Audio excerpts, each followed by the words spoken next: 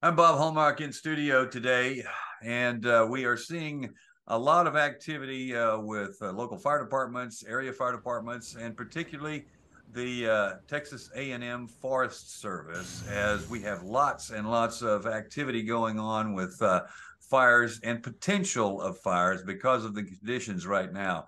We're talking about one that we have just had, and this is down in Jasper County. And joining us now from that area is Texas A&M Forest Service Public Information Officer Sean Dugan. Sean, I'm guessing you guys have been harried to, for lack of a better word, because you've had to basically be everywhere at every time right now. That's it. We are spread all over the place. We over the last week we've had a bunch of fire activity and particularly large wildfires. And so yeah, I'm down here on a big one in Jasper. Now, tell me a little bit about the challenge that the Forest Service faces right here. I know you have resources available, but I'm guessing that this is stretching you pretty thin right now because previously you said you had, you have engines, you have bulldozers, but because you are so spread out, you've had to call in some of the air bosses to different areas. Is it part of it, I guess, is assessing how much you have to cover right now? Yeah. So exactly, and trying to find an accurate assessment of the scope of what we need. When wildfire conditions like this occur, we bring in out-of-state resources to staff throughout all of our offices.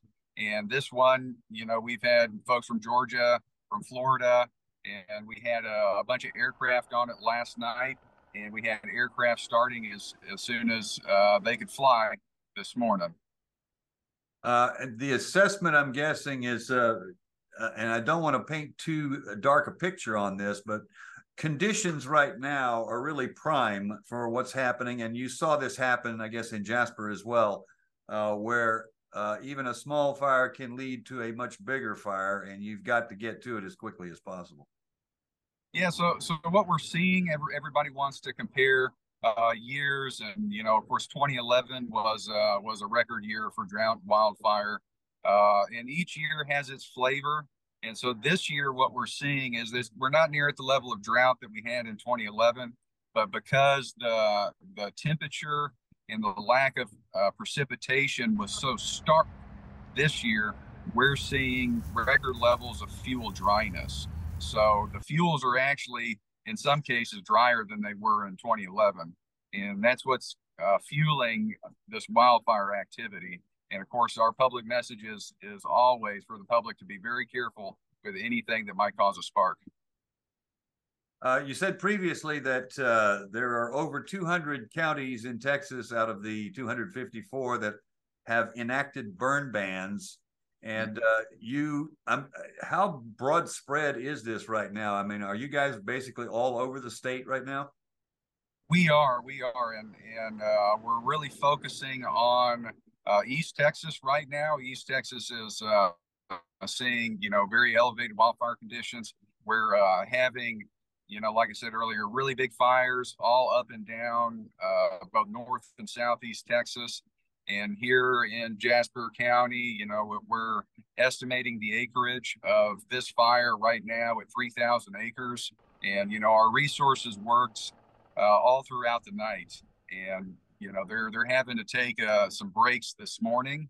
We have about 35 resources on scene right now, but like I said earlier, the IC called in aircraft as soon as possible, and they're hammering it.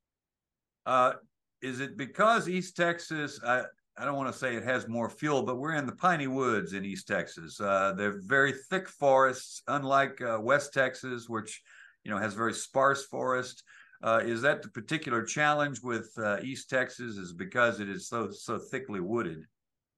It is, yeah. We have a lot more fuel than other parts of the state, and normally it takes rain to make trees grow, right? And so normally it's a lot wetter than we've been seeing, and by that I mean both rainfall and relative humidities.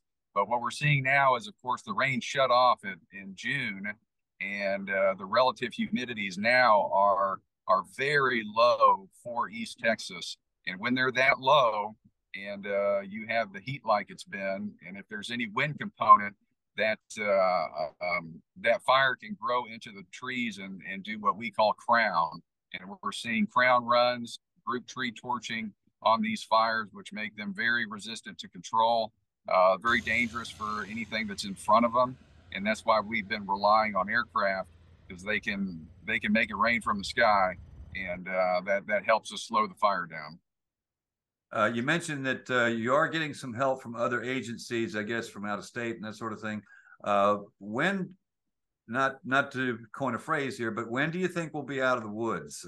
We obviously have no forecast for rain in the near future, but you know, are we just going? Is it just going to be a wait and see operation now to see how far this is going to go? Yes. So to answer your question, there's really no forecasted, rain or break in sight. There's a statistic that we use, and we call it the KBDI, and it's basically a measure of how much rain would be needed in order to return conditions to a state of not being in drought. And throughout East Texas, we're seeing that statistics max out, which means it would have to rain and rain a lot to get us back to normal conditions. So we're talking about a saturating rain, not just a day, but a saturating rain that would help us out. Yeah, probably multiple frontal systems coming through. I'm not a meteorologist or a soil scientist, so but multiple frontal systems coming through and really wetting things down.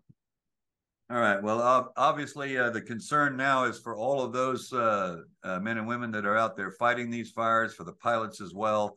This is dangerous work, particularly when you have, 1,000 acres that are burning at one time.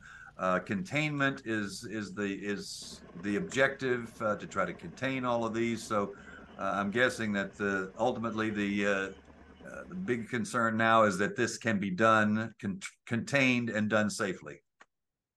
That's right. That's we are number one in our minds is safety. We want to take care of our firefighters and everybody helping out, but then we're also here to protect life and property, the public and their homes and infrastructure. So yeah, that's what we're trying to do. All right. Sean Dugan, the Public Information Officer with the Texas A&M Forest Service. Thank you, and be safe out there. Absolutely. We appreciate it, Bob. All right. And we will have more on this story tonight on KLTV 7 News. For KLTV WebXtra, I'm Bob Hallmark.